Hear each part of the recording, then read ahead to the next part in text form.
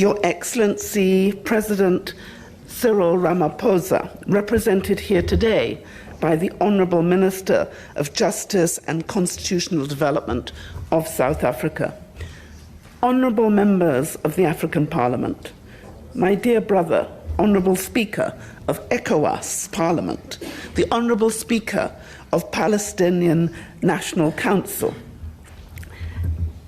the Secretary-General of the Pan-African Parliament, friends, colleagues, ladies and gentlemen, my dear brothers and sisters.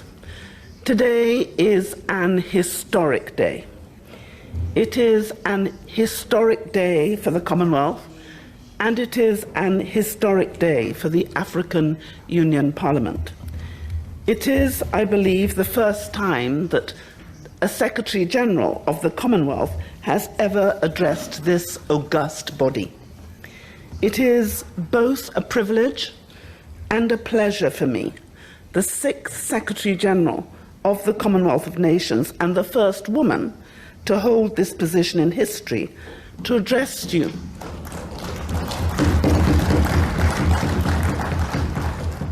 representing, as I now do, 56 countries from 5 regions of the globe, 2.5 billion people, 60% of whom are under the age of 30.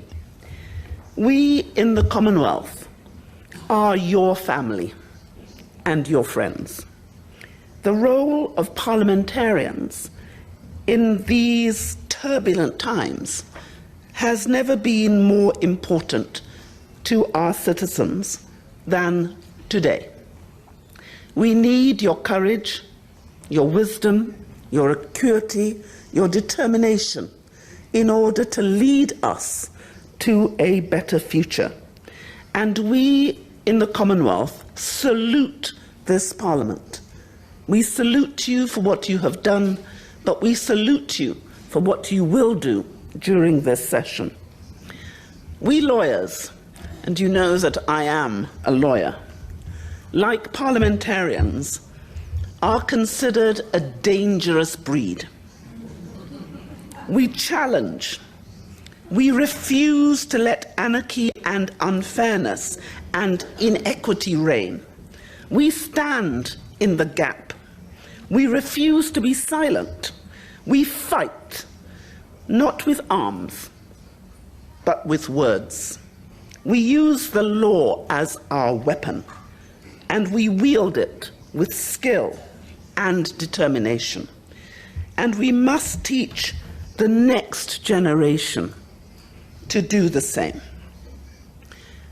Each parliamentarian here today plays a central role in setting the parameters for the next generation of parliamentarians who will have the formidable task of safeguarding the rule of law in the new and challenging context in which we now live. And I congratulate every single parliamentarian who took their oath today.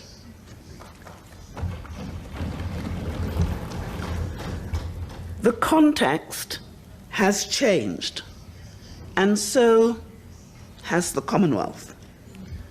The Commonwealth transformed itself from being an institution that was built on the bones of many for the privilege of a few, to an institution advocating for the privilege of many despite the suffering of a few.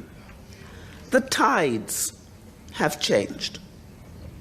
The modern Commonwealth came into being as a result of a combined vision that it was possible to heal the wounds of the past, to work together as equals, both of regions and races, and that we could together form a better world. Her late Majesty, the Queen, in 1953, expressed it succinctly when she said that the new Commonwealth bore no relation to the empire of the past. It was an entirely new concept built on the finest qualities of men, kindness, friendship, and partnership.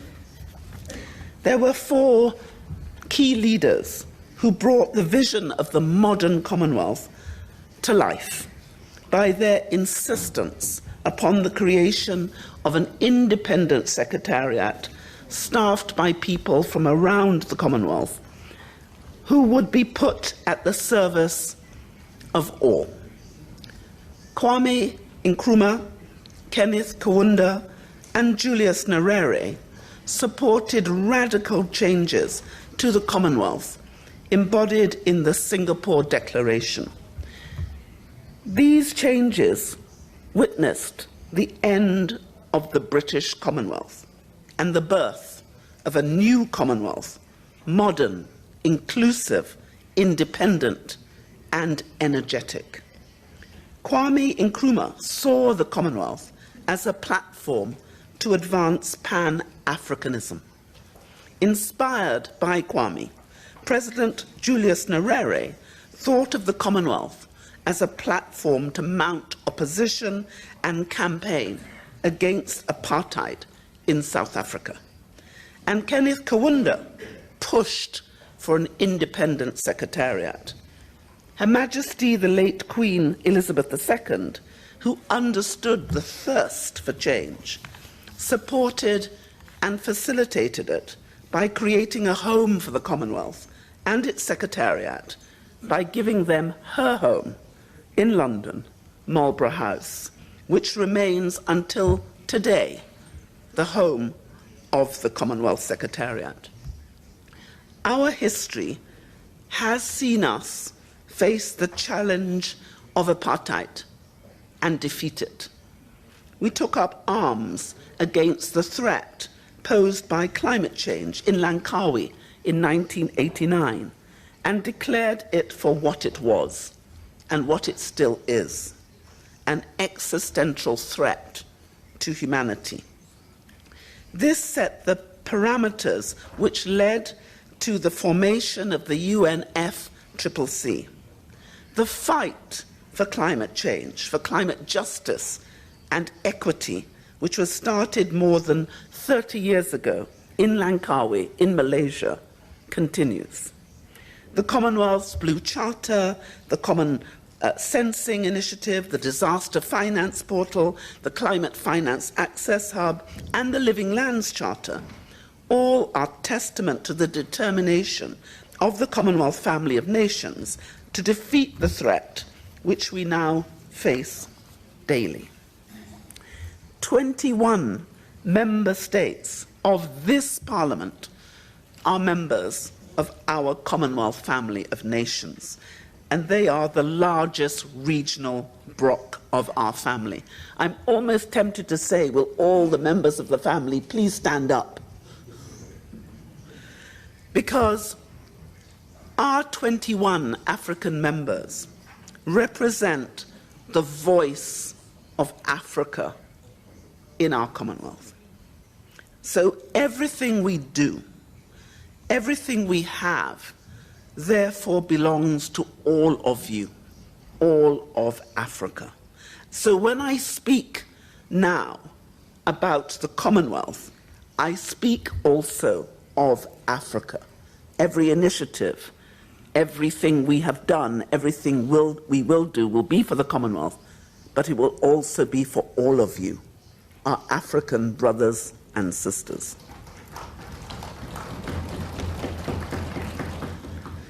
Because we are all facing the same storm, but we are definitely not all in the same boat, as the exogenous shocks we are facing now become more and more daunting. COVID-19 has put its tentacles into all of our regions, all of our countries, all of our homes, causing havoc. And more than 1.1 million Commonwealth citizens have died, many here on the African continent.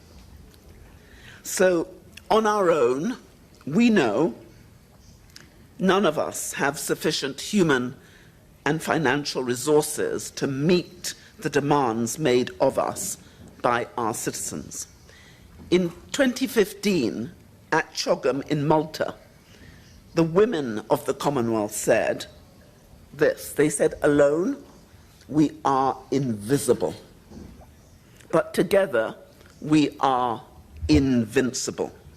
And I believe the women of the Commonwealth were right.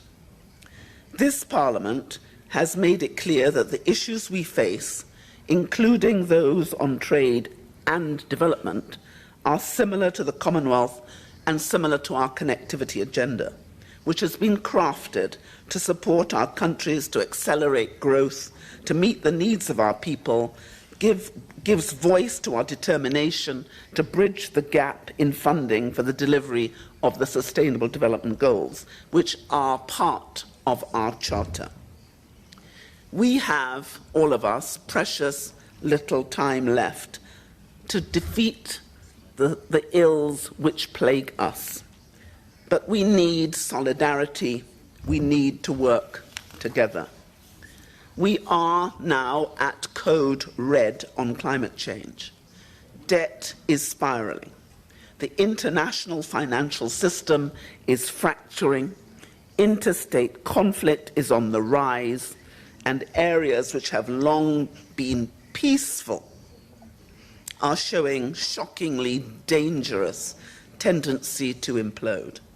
We all hoped the risk of serious conflict in Europe was a thing of the past, yet the conflict in Russia and Ukraine is leading to serious global disruption, not least in food chains. This is at the heart of the African Union's theme for 2022. These factors have combined to trigger